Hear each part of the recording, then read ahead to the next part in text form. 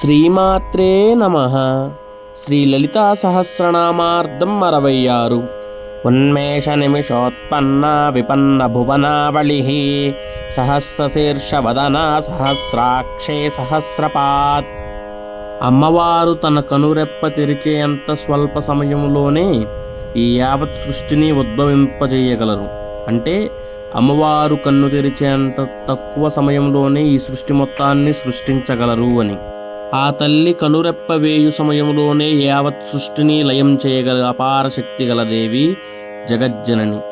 అమ్మవారు అనేక శిరస్సులు, అనేక ముఖాలు, అనేక నేత్రాలు, అనేక పాదాలు కలిగి ఉన్నారు.